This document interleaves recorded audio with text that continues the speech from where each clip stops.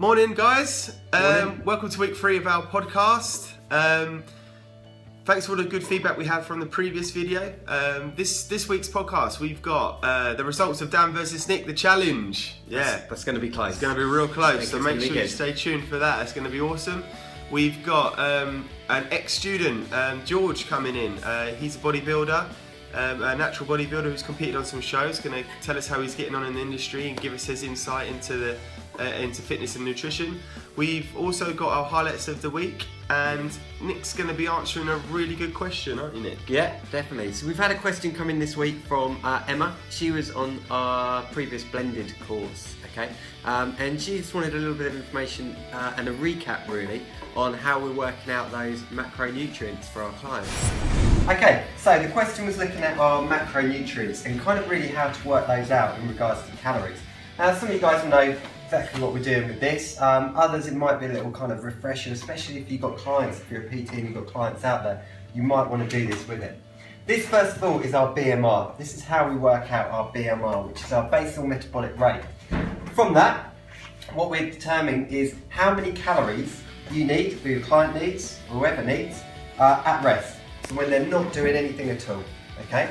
And it's quite surprising sometimes how many calories you need. A lot of people generally find that they don't take as many in as they need, especially if they're trying to do any kind of fat loss, weight loss, or anything like that. So this is our equation, okay? We're not going to work it out for you. I'm not Carol Vorderman just yet. You're not Carol Vorderman? No, I say that weekends, okay. But okay. It's Friday, so. All right. This is our BMR. So we've got our women. So for women, they take 655, and then you have to do this calculation: 9.6 times the weight, 1.8 times the height, 4.7 times the age, and you plus that, and then take away that. Similar for the guys, just slightly different digits for that. Okay, that will give us our base metabolic rates, the amount of calories you need at rest. We then need to work out how many calories we need when we're active. Okay, so to do that, we then add this in. This is our Harris-Benedict formula. Okay, so for example, if you were sedentary, so you can do a great deal, just sat at home watching EastEnders and other rubbish telly like that, you might find that sedentary, you then times that BMR that you worked out before by 1.2. Okay, so by 1.2. If you find that you're very active, therefore you do exercise sport 6 to 7 days a week, you might times that by 1.725, and that will give you your amount of calories you should be taking in on a daily basis. Okay, so we're going to move on. This gets a bit more Vorderman-esque. So, Excellent. we're going to be moving on to this part. So how do we then take those figures and convert that into how many maybe grams of carbohydrates, fats and proteins that we need on a daily amount? So, we're going to go for our carbs first of all. Carbs, I'm going to look at with us. Carbs count for 4 calories per gram. Okay, so every gram of carbohydrates you have, that equates to 4 calories. We have our protein. That is the same, 4 calories per gram. Okay, so every gram of protein, that equates to 4 calories. And our fats, our big boys, they are 9 calories per gram. Okay, so straight away you can see that obviously by having more fats equals more calories. Let's take our average Joe. Our average Joe, we'll talk about a female, we're looking at about 2,000 calories per day. Okay, so what we want to do is to take these figures and put those into your meals per day. So we'll do our 2,000 calories. This is for our average female client. 2,000 calories. We want to work out percentages. So I want to say for my carbohydrates, I'm going to want 50%. Okay? For my protein, I'm going to want, let's say, 20%. Which leaves me for my fat, 30%. Okay, so these are my percentages on my daily allowance, my 2,000 calories that I want of carbs, proteins, and fats. Now we need to convert those. So, carbohydrates, again at 50% is the equivalent of 1,000 calories. Proteins, 20% is the equivalent of 400 calories. And fats, 30% is the equivalent of 600 calories. And all I need to do is take that and divide it by that. So my 1,000 calories, divide that by 4. I take my protein, again, divide that by 4. And I take my fats and I divide that by 9. Okay? And that will give me how many grams of carbohydrates, proteins and fats I need per day. Okay, so hope that answered your question and helps out with what it was you're after. Yeah. Coming up next, guys, we've got an interview with Big George. Stay tuned. Guys, as promised, this is George Ducardis, one of our students from the previous cohort. He's here to tell us a little bit about his background, how he's got on in the bodybuilding industry, and how he's getting on, how he found the course was, and how he's getting on post-course in the industry. So, George, you want to take it away? So, yeah, as Dan said, I'm George. I'm a natural competitive bodybuilder, currently still in the junior ranks, which means most federations under 23, some federations under 19. You can check it out. I got into bodybuilding purely when I started martial arts, and I'd see all the guys training in the gym, and I thought that was really cool, you know. And one day I was reading this magazine and I saw the likes of Ronnie Coleman, and I was like, that is really cool, I want to look like that. And I thought, you know, that is the way to look, in my opinion anyway, you know, everyone's different. But so anyway, I was about 15 years old. I started training when I was 14. By the time I was 18, I decided to take it serious. And a lady who had introduced me to bodybuilding and owned the gym, who are now my sponsors, which is a different gym, which is Raw Instinct, said to me, you know, hey kid, you look great shape, but you need to get bigger, so don't be afraid to eat, just eat, get bigger, and then we'll compete. So when I was 18 is when I started uni, and obviously being independent, I thought, okay, yeah, you know, let's take it next level. And then the next year, when I was 19, I did my first competition, the MPA, look them up, great federation. And I won my first show, which was great. Went on to do the British finals, which wasn't so great. You know, you make mistakes, the diet messes up, it's not so hard to maintain that discipline. So yeah, then I decided, instead of competing in 2013, which I originally wanted to do, I took the year out. I was told, you know, got some feedback about my weaknesses, which was mainly my back, which I thought was great, was stronger than my front.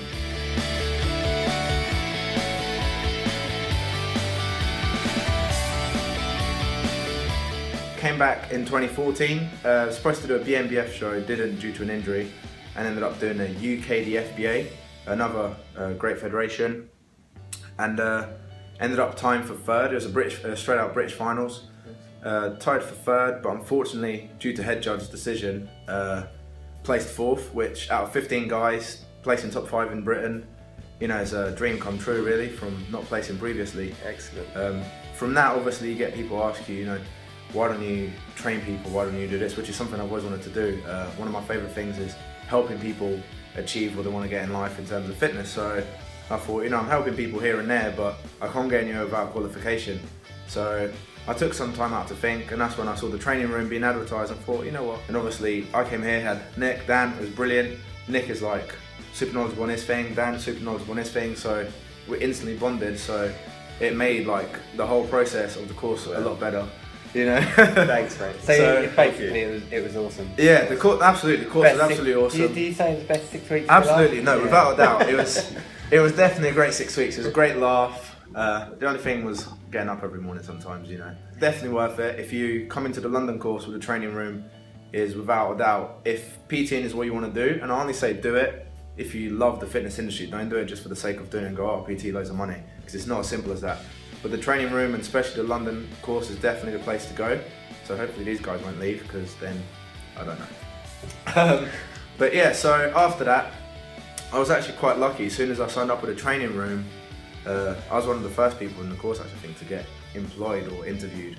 As soon as I signed up with the training room, I got interviewed straight away for the job I wanted, which was LA Fitness by the Canary Wharf area. really lucky. The guy that interviewed me, Alex Hayes, great guy, was happy with me. He was like, yeah, I'll take you on. Did the course and instantly finished late December, got ready to start in early Jan. So I'm there now. It's been great. It started brilliantly. It's been difficult times. It's not as simple and as easy as you'd think or as you'd like it to be, but it's definitely a great experience. And the best thing I can say is just work your butt off. Yeah, definitely do that. Definitely work your butt off. Yeah. Awesome. George, thanks very much for coming in. Good to see you. We'll see you again, no doubt. Hope you guys got some good information there on the bodybuilding industry, and George asked some of your questions. Don't miss leg day, definitely. I agree with that. Yep, stay tuned for more from us. Thank you, guys. Peace. Excellent.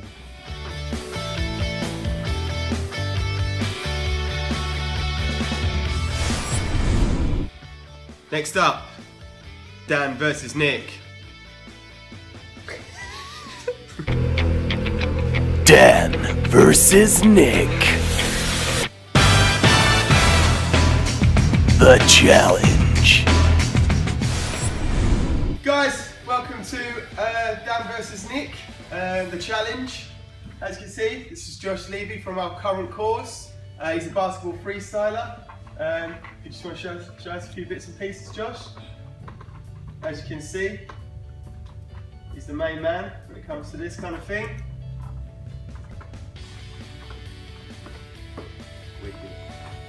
What's the challenge, Josh? Okay, so once again, it's going to be seeing who can spin the ball for the longest within a minute. Okay, so I'm going to time it and see who's the winner. Right. Fight first, Nick. Nick up first. Quite nervous. Jumpers off. Okay. Okay, you ready? No pressure. 3, 2, 1, go. Come on.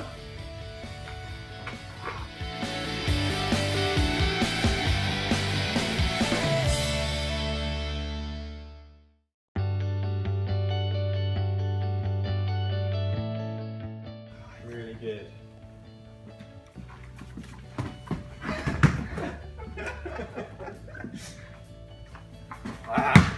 One. One. Yeah, still going. I'm not having that. 15 seconds left.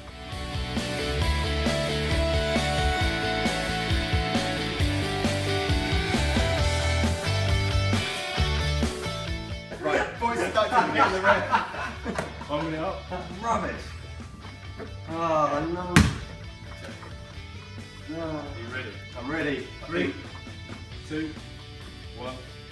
Oh yeah, good start. Good start. Oh no, no. Blood pressure going first, you see.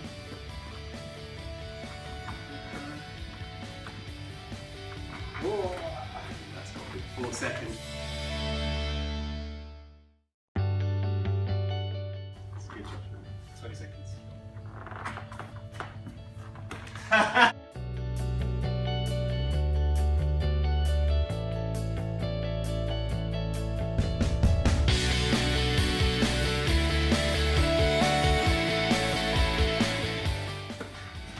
Suddenly just become really good at this, Nick. I don't know what's going on. 10 seconds left. Right, Last 5 seconds. oh come on. Josh, all those lessons we had at your house have worked out really well. Woo! Nice one. Well done. So, who do you think won that one then? Very close. But, to be honest, you both spun it for 6 seconds. So it's a tie. Oh no! No!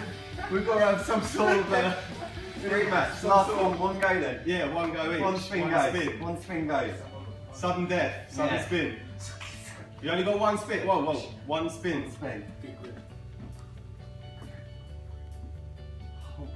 This is everything.